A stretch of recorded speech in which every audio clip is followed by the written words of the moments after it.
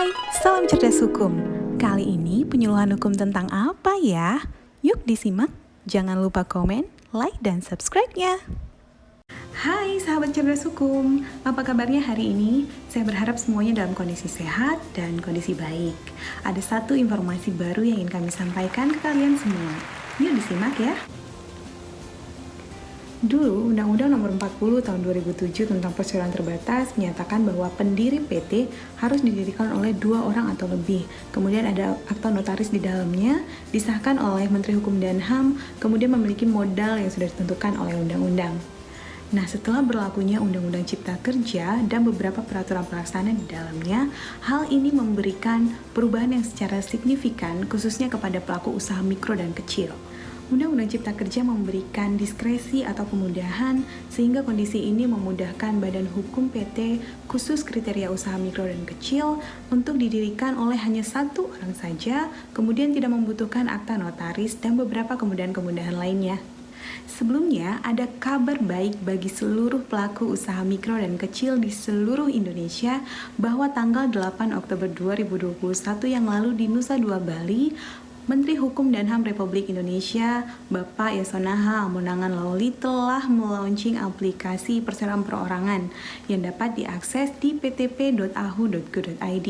Artinya, pelaku usaha mikro dan kecil saat ini sudah dapat melakukan pendaftaran secara online di website ptp.ahu.go.id. Untuk mempersiapkannya, kali ini penyuluh hukum akan mengajak sahabat cerdas hukum membahas aturan-aturan terkait dengan perseroan perorangan, khususnya Peraturan Pemerintah Nomor 8 Tahun 2021, sehingga dapat memberikan bekal bagi sahabat cerdas hukum yang ingin mendaftarkan perseroan perorangannya nanti. Dengan adanya Peraturan Pemerintah Nomor 8 Tahun 2021, pengertian PT saat ini telah diperluas, sehingga PT dapat diklasifikasikan kepada 2 jenis. Yang pertama adalah PT yang didirikan oleh 1 orang dan bersifat kriteria usaha mikro dan kecil. Yang kedua adalah PT yang tidak sesuai dengan kriteria usaha mikro dan kecil dan tentunya didirikan oleh 2 orang atau lebih. Khusus untuk usaha mikro dan kecil atau kemudian kita sebut dengan perseroan perorangan, didirikan oleh hanya 1 orang saja, artinya bersifat sistem one tier, di mana perusahaan hanya dijalankan oleh 1 organ, Board of Director menjalankan fungsi pengurusan dan pengawasan sekaligus. Sebagai sebuah badan hukum, perseroan perorangan adalah merupakan suatu subjek hukum yang dapat berdiri sendiri dan bersifat mandiri. Kemudian di dalamnya terjadi pemisahan antara harta perusahaan dengan harta pemilik usaha atau harta pribadi dari pemilik usaha. Kemudian juga keuntungan perseroan perorangan sebagai badan hukum adalah dapat dituntut dan menuntut secara hukum di pengadilan. Pemisahan harta dalam hal ini, misalnya perusahaan atau perseroan perorangan ini memiliki hutang, maka pelunasan hutang perseroan tersebut atau perusahaan tersebut itu dilakukan dari harta kekayaan perusahaan dan tidak menyentuh harta pribadi pemilik usaha. Artinya tanggung jawab pemilik usaha hanya sebesar atau sebatas modal yang sudah ditaruhkan kepada perusahaan tersebut. Hal ini juga dijelaskan di dalam pasal 109 ayat 4 Undang-Undang Cipta Kerja Nomor 11 Tahun 2020. Bahwa pemegang saham perseroan untuk usaha mikro dan kecil tidak bertanggung jawab secara pribadi atas perikatan yang dibuat atas nama perseroan dan tidak bertanggung jawab atas kerugian perseroan melebihi saham yang dimiliki. Nah, hal inilah yang merupakan perbedaan antara perseroan perorangan dengan perusahaan atau badan usaha non-badan hukum lainnya seperti CV, firma, dan lain-lain, di mana harta dari pemilik usaha ataupun harta pribadi pemilik usaha itu merupakan jaminan dari hutang-hutang badan usaha tersebut. Apa yang menjadi kriteria usaha mikro dan kecil?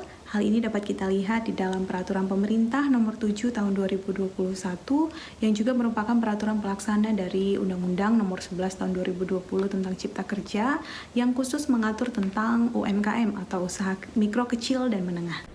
Pengklasifikasian usaha mikro, kecil, dan menengah dapat dibedakan berdasarkan modal usaha dan hasil penjualan tahunan, di mana klasifikasi modal usaha dibutuhkan untuk proses pendirian, sementara hasil penjualan tahunan untuk kemudahan dan perlindungan UMKM. Dalam mendirikan sebuah PT tentu berdasarkan modal awal, sehingga demikian juga dengan mendirikan sebuah perseroan perorangan ditentukan juga berdasarkan modal dasar yang sesuai dengan kriteria usaha mikro dan kecil.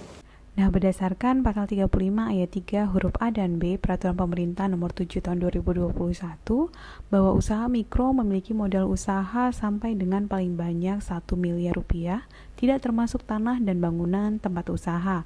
Dan yang usaha kecil memiliki modal usaha lebih dari 1 miliar rupiah sampai dengan paling banyak 5 miliar rupiah, tidak termasuk tanah dan bangunan tempat usaha. Nah, kalau Anda ingin mendirikan perseroan perorangan, tentu Anda harus memenuhi kriteria usaha mikro dan kecil dalam hal permodalannya tadi. Namun, jika Anda memiliki modal yang lebih dari yang sudah ditentukan kriteria usaha mikro dan kecil, tentu Anda bisa mendirikan PT biasa dan bukan perseroan perorangan.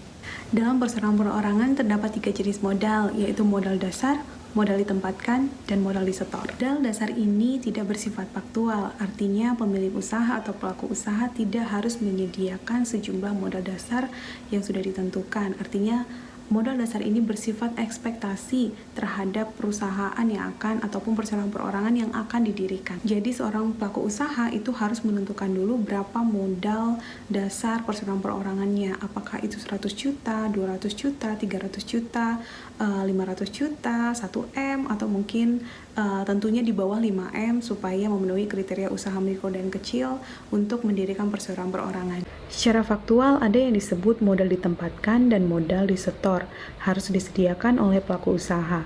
Kalau di dalam Peraturan Pemerintah Nomor 8 Tahun 2021, besarnya modal ditempatkan dan disetorkan ini nilainya adalah minimal 25% dari modal dasar.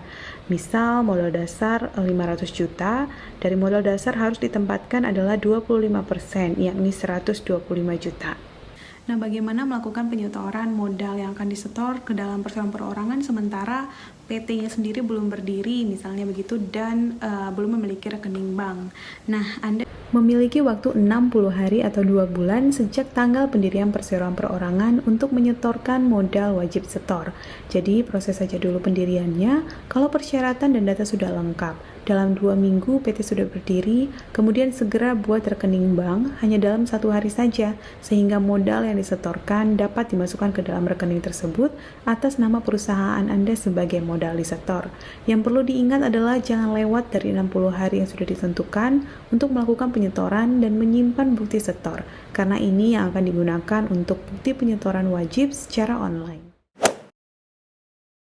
Nah, sahabat cerdas hukum tentu bertanya-tanya juga, apa sih yang menjadi syarat dari pendirian sebuah perseroan perorangan? Syarat bagi pendiri perseroan perorangan ini tidak terlalu rumit. Antara lain harus warga negara Indonesia yang sesuai dengan KTP, kemudian usia 17 tahun, cakap hukum, dan membuat surat pernyataan dalam bahasa Indonesia. Khusus mengenai surat pernyataan pendirian, ini adalah semacam pengganti akta notaris pendirian perseroan perorangan, sehingga dalam hal ini tidak ada dibutuhkan akta notaris karena sudah digantikan dengan prosedur pendirian perseroan perorangan dengan adanya surat pernyataan ini. Nah, pendaftaran pendirian perseroan perorangan ini dapat dilakukan secara online melalui aplikasi yang sudah dipersiapkan oleh Kementerian Hukum dan HAM Republik Indonesia melalui Direktorat Jenderal Administrasi Hukum Umum. Dalam aplikasi ini, pendiri dapat melakukan penginputan baik itu identitas pendiri maupun data-data perseroan yang akan didirikan. Setelah dilakukan pendaftaran pernyataan pendirian, maka perseroan perorangan yang Anda dirikan sah untuk mendapatkan status badan hukum dan mendapatkan sertifikat elektronik. Ketika PT-nya telah berdiri, selama menjalankan perseroan perorangan, pendiri wajib menyampaikan laporan keuangan. PT pada umumnya memiliki laporan keuangan yang mungkin banyak, ribet, dan sampai bertumpuk-tumpuk, berbeda dengan perseroan perorangan.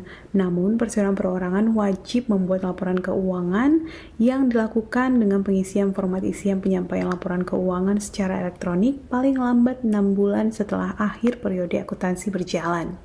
Laporan keuangan perseroan perorangan terbilang sederhana, hanya berisi 3 laporan, yaitu laporan keuangan, laporan laba rugi, dan catatan atas laporan keuangan tahun berjalan, di mana format laporannya juga sudah terdapat di dalam sistem aplikasi, sehingga dinilai sangat memudahkan bagi pendiri perseroan perorangan. Penyampaian laporan ini dinilai berhasil apabila telah keluar bukti pelaporan keuangan. Nah, kalau laporan keuangan ini tidak dilaporkan, maka perseroan perorangan akan mendapatkan sanksi. Sanksinya bisa berupa teguran tertulis, penghentian hak akses atas layanan, sampai pada pencabutan status badan hukumnya. Nah, format-format isian untuk pendaftaran perseroan perorangan ini termasuk laporan keuangan terdapat pada lampiran Peraturan Pemerintah Nomor 8 Tahun 2021 untuk dapat dipelajari oleh sahabat cerdas hukum semuanya. Jadi buat sahabat cerdas hukum yang udah nggak bersabar lagi untuk segera mendaftarkan usahanya menjadi perseroan perorangan, tentunya sudah memenuhi kriteria usaha mikro dan kecil, segera lakukan pendaftaran secara online di laman ptp.ahu.go.id. Demikian informasi ini kami sampaikan kepada semua sahabat cerdas hukum dimanapun kalian berada. Yuk gunakan kesempatan dan kemudahan yang sudah diberikan oleh pemerintah untuk berusaha, sehingga timbullah pelaku-pelaku UKM yang berdaya saing tinggi, dan tentunya untuk mendorong pertumbuhan ekonomi Indonesia yang lebih baik lagi. Salam cerdas hukum.